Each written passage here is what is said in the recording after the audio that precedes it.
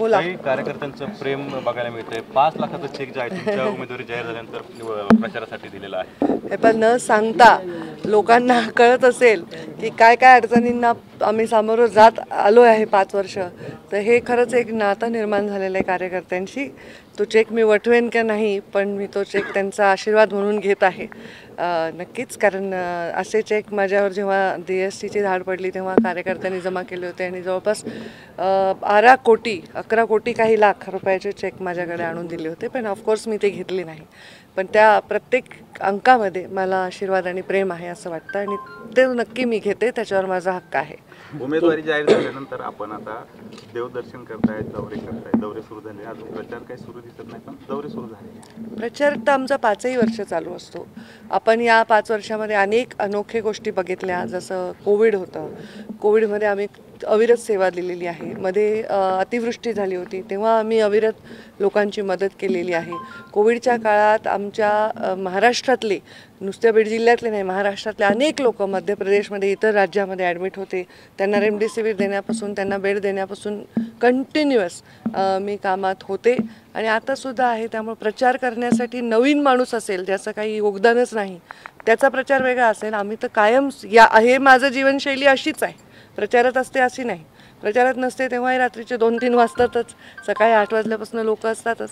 तर हा प्रत्येक क्षण हा जनसेवेचा आहे आणि जनसेवेत तिथून मिळालेली पावती हाच प्रचार आहे. महायुतीमध्ये आपण इलेक्शन यावेळेस करतोय आणि यावेळेस धनंजय मुंडे देखील आपल्यासोबत असणार आहेत. तुमचा प्रश्न काय?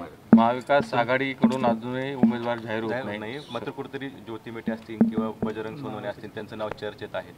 हे पहा, लोकशाहीमध्ये निवडणुकीमध्ये समोर कोणी ना कोणी उमेदवार येणारच आहे.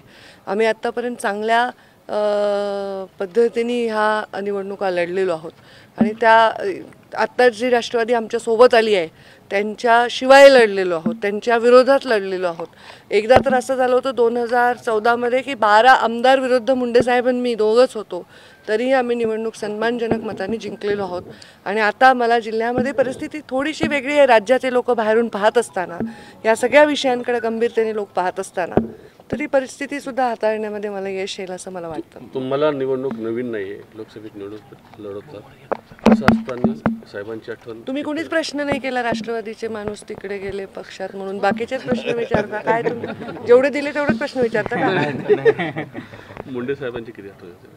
मुंडे साहेबांची आठवण हा विषय नॉनस्टॉप चालू असतो. मला काय, कर्डिले साहेबांना माझ्यापेक्षा जास्त येते. हो चला विचारू ते प्रश्न. बजरंग सोनवणे यांनी काल नाही, म्हणजे मी गंमत केली. प्रश्न रटून ठेवलाय, हे विसरूनच चाललं की त्यांचेच माणसं केले. बजरंग सोनवणे यांनी काल 2 दिवसापूर्वी शरद पवारांच्या ह्याच्यात प्रवेश केलेला आहे. उमेदवारीसाठी सुद्धा इच्छुक असल्याची त्यांचं हे आहे. काय नाही, मी गंमत केली तुमची, कारण सारखं तुम्ही एकच प्रश्न विचारताय. तर मला तुम्हाला हेच सांगायचं आहे की आता जे आमच्याबरोबर युतीमध्ये आहेत त्यांच्यातली व्यक्ती पुढे गेलेली आहे उमेदवारीसाठी, तर हे प्रश्न आपण त्या लोकांना विचारले पाहिजे, नेत्यांना, की हे त्यांना थांबवतं कसं नाही आलं. ह्याचं उत्तर काय नाही. आम्ही बजरंग च्या विरुद्ध मागच्या वेळी पण लढलो आहे, ते आमच्या विरुद्ध लढलेले आहेत आणि त्याच्यानंतर परत आमच्याबरोबर युतीत आले. तर आम्हाला कोणी समोर उमेदवार असेल, कोणी, तर लढणारच आहे आम्ही तेवढ्याच ताकदीने. मराठा समाजाचं मोठं आंदोलन बीडमध्ये पेटलं होतं. मराठा समाजासाठी OBC मधून आरक्षण मागणी केली होती. त्याचा काही परिणाम होऊ शकतो या निवडणुकीमध्ये? मला असं वाटतं की याचा परिणाम होऊ नये आणि नाही होणार माझा विश्वास आहे. कारण या आंदोलनाला जर चांगली दिशा द्यायची असेल तर एका ताकदवर नेतृत्वाची गरज आहे आणि ते फक्त बीड जिल्ह्यात नाही, समस्त राज्यातील समाजाला आहे. मला वाटतं सकाळी मी उठले तेव्हा पहिला चहा मुरली मोहळांकडे पिला आणि रात्रीचं जेवण कर्डिलेंकडे केलं, पाचरणेकडे संध्याकाळचा चहा पिला. या राज्यभरात मला कुठेच असं जाणवलं नाही की जातीवाद आहे. तर बीड जिल्ह्याच्या निवडणुकीत पहिलं पाऊल ठेवल्यावर माझी जात रोज जर काढली जाणार असेल तर हे दुर्दैवी आहे. काल देखील तुम्ही भाजपचे उमेदवार भेटला, आज देखील भेटला. अरे हो, मी काल मी मुरली मोहोळांना भेटून शुभेच्छा दिल्या आणि आता मी सुजय विखे पाटलांना भेटून शुभेच्छा दिलेल्या आहेत त्यांच्या निवडणुकीसाठी.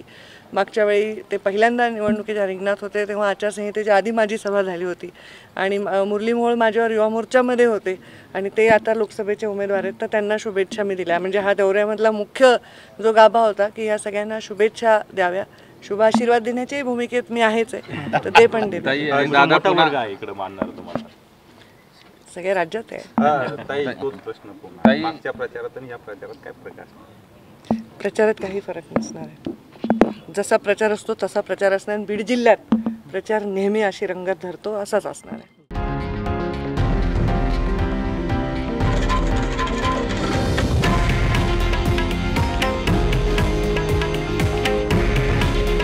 हे आहे देशातील नंबर 1 न्यूज नेटवर्क आणि आपण पाहत आहात TV9 मराठी.